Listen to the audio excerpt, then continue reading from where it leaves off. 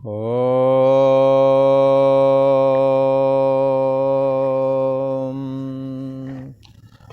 गुरु ब्रह्मा गुरु विष्णु गुरुदेव महेश्वरा गुरु साक्षात् परम ब्रह्म तस्मै श्री गुरुवे नमः। योगेश्वर श्री कृष्ण भगवान की जय। ऐं सरस्वत्यै नमः। पूर्व का प्रसंग एक बार स्मरण करते हैं। भगवान श्री कृष्ण कहते हैं कि हे अर्जुन, हमारी प्रसन्नता के निमित्त भक्त के लिए जो सामग्री है वो बहुत महंगी नहीं है। ऐसी सामग्री जो हर जगह उपलब्ध है। भगवान श्री कृष्ण कहते हैं कि मेरी पूजा में तो आप पत्र, पुष्प, फल और जल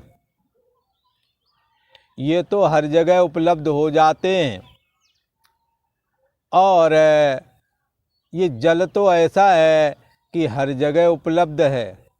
तुलसी भी हर जगह लगाई जा सकती है। तुलसी का पत्ता चढ़ा दो, फूल चढ़ा दो, फल चढ़ा दो, भगवान की पूजा संपन्न हो जाएगी। हृदय में भगवान की भक्ति की इच्छा रखते हुए यदि तुम इन्हों को भगवान को समर्पित करोगे, भगवान आपकी भेंट को स्वीकार कर लेंगे। जैसे सुदामा जी को ये अंदाज था कि भगवान हमारे ये टूटे फूटे चावल देखेंगे तो हमारी शर्मिंदगी होवेगी, इसलिए वो चावल लाए थे भगवान को देने के लिए, पर वो निकाल नहीं रहे थे और भगवान के निमित्त ही लेकर के चले थे। लिहाजा भगवान ने वो चावल उनके बगल से छीन लिए और उन कच्चे चावलों को ही खा गए। और उन्होंने ऐसा कहा कि इन चावलों में जो रस आया है वो 56 प्रकार के भोजन में भी नहीं आया। आप समझ सकते हो कि भगवान श्री कृष्ण आपकी भेंट को जरूर स्वीकार करेंगे। ऐसा समझ करके आप भगवान को अपने द्वारा जो भी पत्र, पुष्प, फल, जल आदि जो कुछ भी है आपके पास जो भी उपलब्ध है उससे भगवान का पूजन करें। भोजन करते समय तुदीयम वस्तु गोविंद तुभ्यमेव समर्पयेत, ऐसा बोल दें, ये प्रभु ये आपने दिया, आपका है, आप ही इसे ग्रहण करो। हमारे अंदर बैठ के आप ही इसको ग्रहण करो और सभी को इससे तृप्ति दे दो। ऐसा भाव रखना चाहिए तो भगवान की पूजा संपन्न हो जाएगी। इससे भगवान प्रसन्न होवेंगे और सगुण साकार रूप धारण करके भी भगवान भोजन को ग्रहण कर लेते हैं, यदि उस तरह की भक्ति प्रबल हो तो। भगवान ने कहा, सहज में ही भक्ति का उपाय बताया। तुम जो करते हो, जो खाते हो, जो हवन करते हो, जो दान देते हो, जो तपस्या करते हो, वो मुझे अर्पण कर दो। भगवान के ऐसा कहने के पीछे अभिप्राय ये है कि जीव संकीर्ण दृष्टि से और देहाभिमान से बंधा हुआ है, कामना से बंधा हुआ है और मैं कामना रहित हूँ और देह में आसक्ति मेरी है नहीं, मैं सदा इस जगत का आधार हूँ, ऐसे इस भाव में सदा रहता हूँ। देहाभिमान हमारे में है नहीं, कामनाएं है नहीं, आसक्ति मेरी कहीं है नहीं। इसलिए मेरे को ये जब कर्म अर्पण करेगा तो मैं अनंत हूँ, इसका कर्म भी अनंत हो जाएगा और मेरे निमित्त करने की वजह से इसने जो कर्म किए हैं वो बंधनकारी नहीं रह जाएंगे, अपितु वो बंधन को खोलने वाले हो जाएंगे। बंधन ढीले पड़ जाएंगे, कर्म उसे बांध न सकेंगे, बल्कि वही कर्म भक्ति, ज्ञान वैराग भक्ति को प्रकट करने वाले होंगे। वही कर्म भगवान के प्रति प्रेम प्रकट करने वाले बन जाएंगे। इसलिए रामचरितमानस में तो ऐसा कहा, वेद पुराण संत मत एहु। वेदों का, पुराणों का और संतों का मत तो यही है क्या, जितने भी सुकृत करते हो ये सुकृत तब सार्थक होते हैं जब ये भगवान को अर्पण कर दिए जाएं। इन सुकृत कर्मों के द्वारा ही भगवान के प्रति प्रेम प्रकट होता है। इसी का दूसरा नाम भक्ति भी है। और भक्ति से भगवान अधीन हो जाते हैं, और भक्ति में सद्गुण, भक्ति में समस्त सद्गुणों का निवास रहता है। भक्ति करत नर बिन जतन प्रयासा, संसृत मूल अविद्या नाशा। इसलिए भगवान श्री कृष्ण कहते हैं, तुम अपने संपूर्ण कर्मों को मुझे अर्पण कर दो। थोड़ी देर के लिए अर्जुन की तरफ से शंका कर लेते हैं। अर्जुन ने कहा, महाराज सब अर्पण कर देंगे, हमारे पास क्या बचेगा। तो उसके लिए कहते हैं, भगवान श्री कृष्ण ने कहा, अर्जुन तुम कहते हो क्या बचेगा, तुम्हारे पास सब कुछ बचेगा। जो कर्म तुम जिसका फल चाहते हो जब हमें अर्पण कर दोगे, तब उस कर्म का फल अनंत हो जाएगा, अंत रहित हो जाएगा, क्योंकि मैं जो अनंत हूँ। और ये जो कर्म बंधन करने वाले हैं, ये बंधन करने वाले नहीं रह जाएंगे, अपितु ये कर्म बंधन खोलने वाले बन जाएंगे। भगवान श्री कृष्ण ने कहा, अर्जुन जीव की ये सोच है, हमने जो किया हमें कुछ मिले, तो मैं अनंत फल देता हूँ यदि वो समस्त कर्मों को मुझे अर्पण कर दे। भगवान श्री कृष्ण ने अपने मुख से स्वयं ही कहा, शुभाशुभ फलैरेवं मोक्ष से कर्म बंधने। कर्म का शुभ और अशुभ कोई न कोई फल तो होता ही है, उससे बंधन बनता है। सकाम कर्म परिवार में मोह प्रकट करता है, और निष्काम कर्म परिवार में रहते हुए परिवार से असंग होकर भगवान की भक्ति में लगाता है, और पारिवारिक कार्य भी असंगता वृत्ति से करता है और भगवान की भक्ति में भी लगा रहता है। भगवान श्री कृष्ण कहते हैं, यदि कर्म मुझको अर्पण कर दिए जाएं तो क्या होगा, संपूर्ण कर्म का बंधन, जो शुभ अशुभ कर्म जो बनते हैं उनका जो पाप पुण्य में जो फल बनता है, मैं इन कर्म बंधनों को काट दूंगा, ऐसा कहा। यदि तुमने त्याग वृत्ति से, यदि तुमने अपने संपूर्ण कर्मों का त्याग मुझ में कर दिया, ऐसे संन्याग से, योग से युक्त होकर त्याग, शुभ और अशुभ जो कर्म किए हैं उसका त्याग किसमें किया, भगवान में। त्याग आत्मा बन गए हो, संन्यास आत्मा बन गए हो। यदि आप अपने कर्मों को भगवान को अर्पण कर रहे हो तो आप संन्यास योग युक्तात्मा, त्याग से त्याग रूप योग से युक्त आत्मा वाले हो गए हो। अपने संपूर्ण कर्मों को भगवान में अर्पण जो कर दिया है, कहते हैं कर्म बंधन तो कटी जाते हैं, और कर्म फल त्याग करने की वजह से माम एव पश्यसि, वो मुझको ही प्राप्त हो जाता है, ऐसा कहा। भगवान श्री कृष्ण कहते हैं, यद्यपि मैं सभी में समभाव से विद्यमान हूँ, हमारे को जो जैसे स्मरण करता है उसको मैं भी वैसे ही स्मरण करता हूँ। समान भाव का भगवान श्री कृष्ण का जो अंतर्यामी स्वरूप है वो सत्तात्मक है। ये सत्तात्मक बुद्धि देश का साक्षी है। ये सत्तात्मक स्वरूप भगवान श्री कृष्ण का जो है वो बुद्धि देश का साक्षी है, और जो साक्षी है वही हमारी आपकी आत्मा है। भगवान श्री कृष्ण कहते हैं आत्म रूप से मैं सब में समान हूँ। और सब में समान किस रीति से हूँ? सबको मैं हूँ कहने की सामर्थ्य मैं देता हूँ, मेरी सत्ता से मिलती है। और सतपना मैं सबको समान रूप से देता हूँ। ये शरीर मन इंद्रिय आदि असत हैं, तो भी ये सत जैसे मेरी सत्ता से दिखते हैं। तो इसी को जासु सत्यता से जड़ माया, भास सत्य एवं मोह सहाया।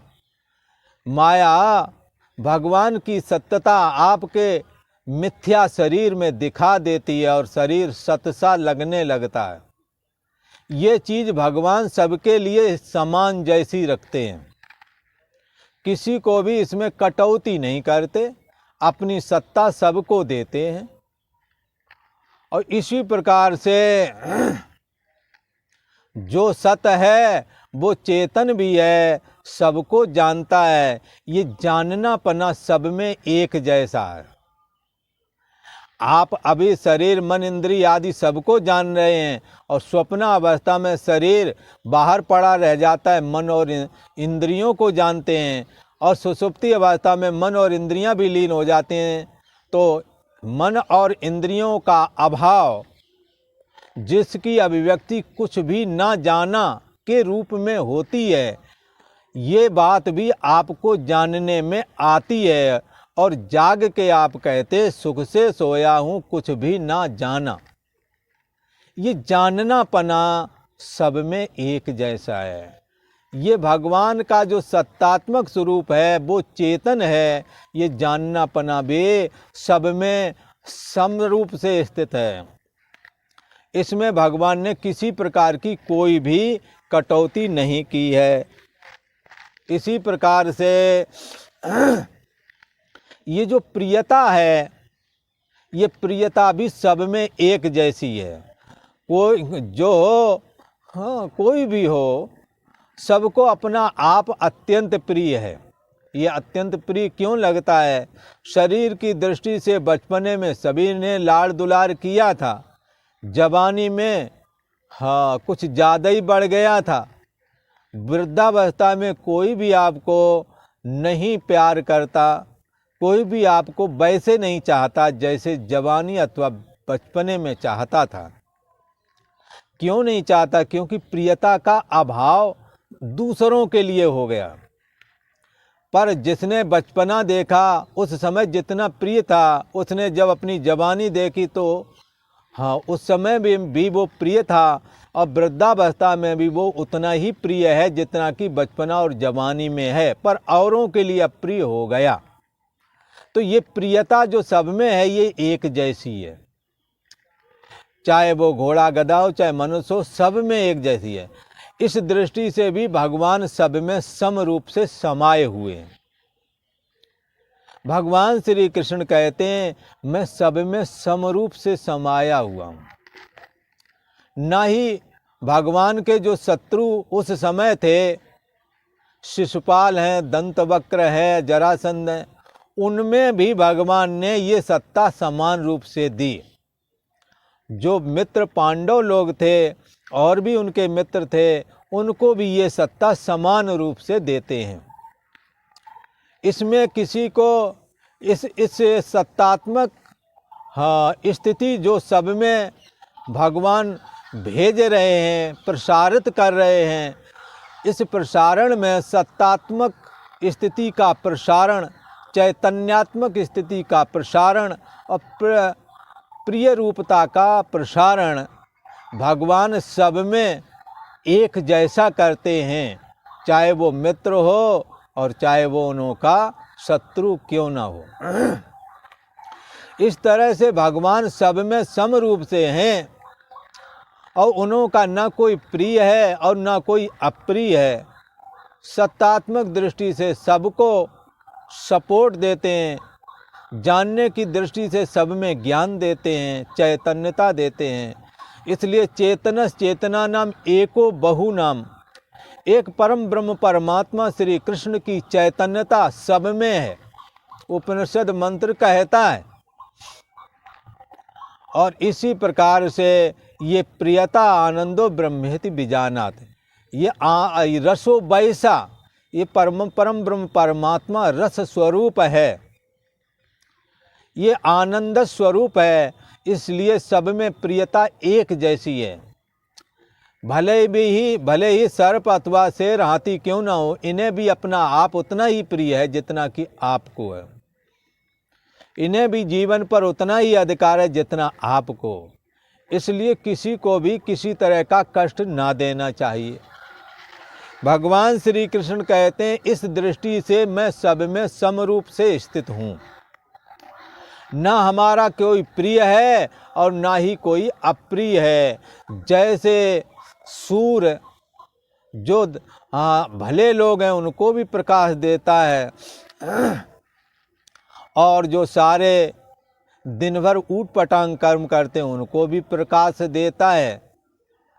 चाहे अच्छे लोग हों, चाहे गंदे लोग हों, चाहे अच्छा काम कर रहे हों, चाहे निषिद्ध काम कर रहे हों, सूर्य सब में उजाला देता है।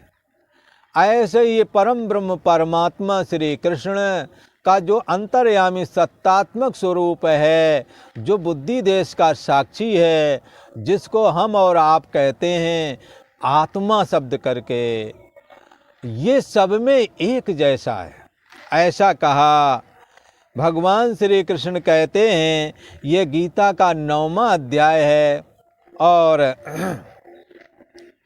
29वां श्लोक है, जिसमें भगवान श्री कृष्ण इस रहस्य को क्लियर कर रहे हैं। क्या कह रहे हैं?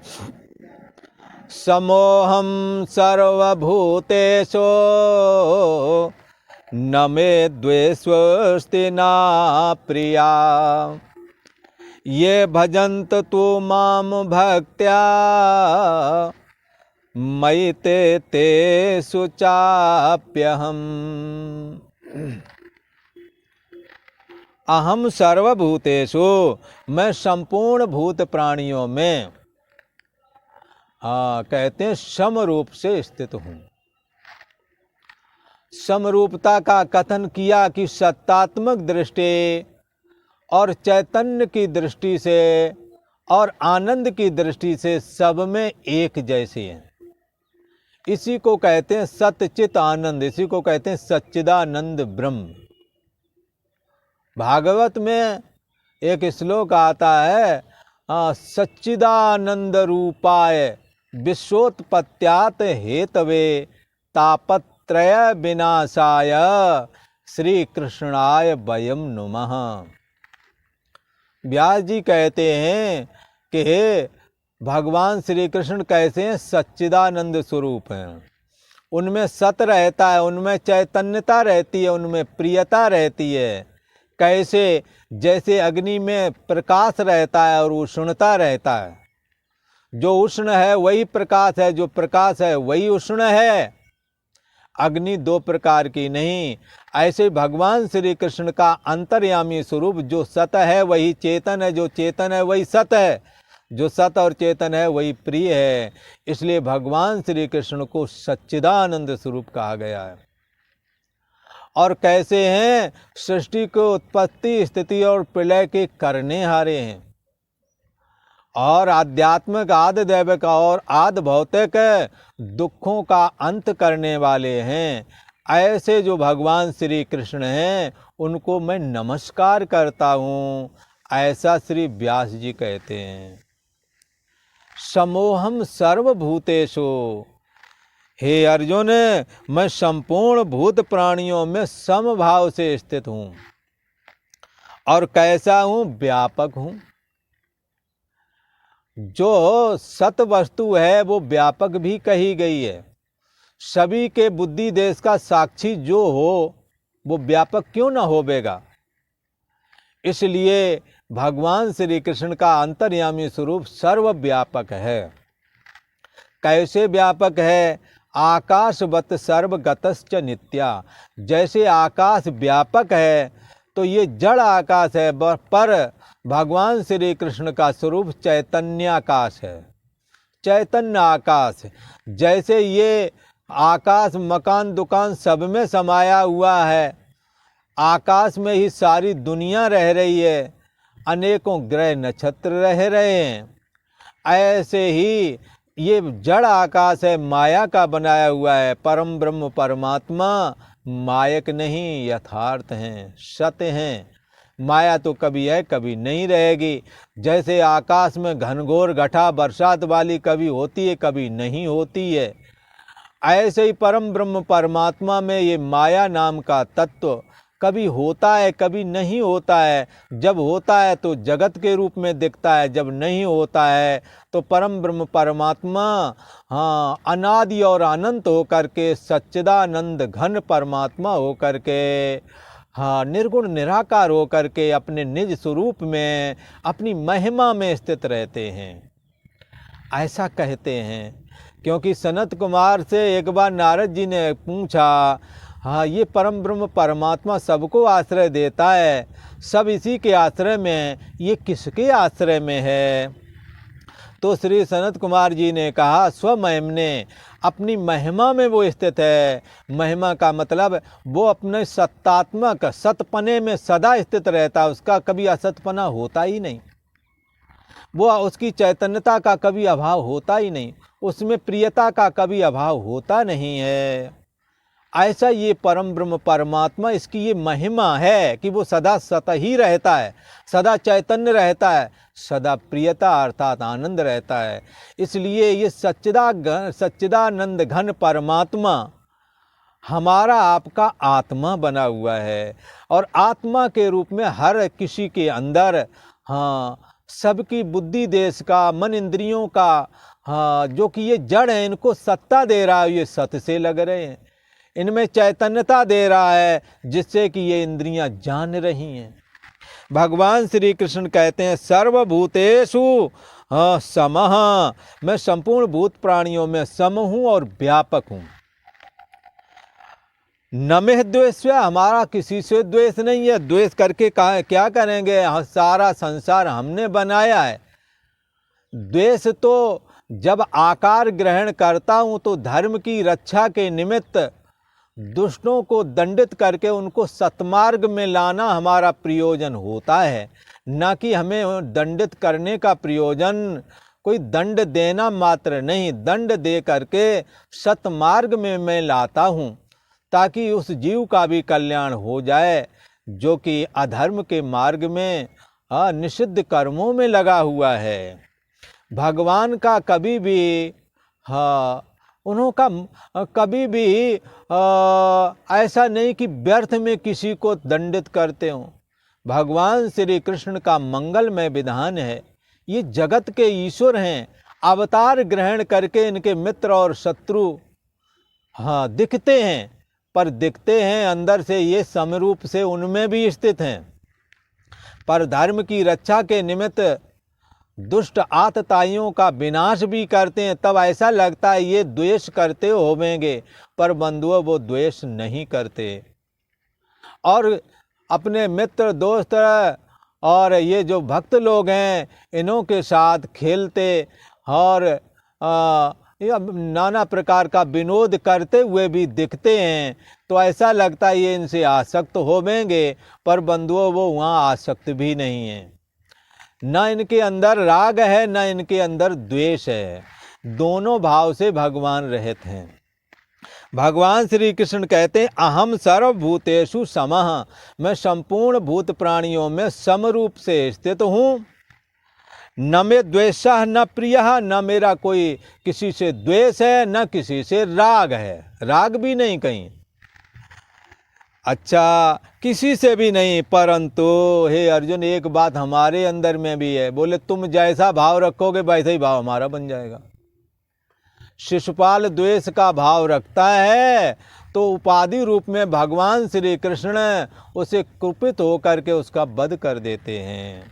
औपाधिक दृष्टि से धर्म की रक्षा के निमित्त वो राग द्वेष को स्वीकार करते हैं।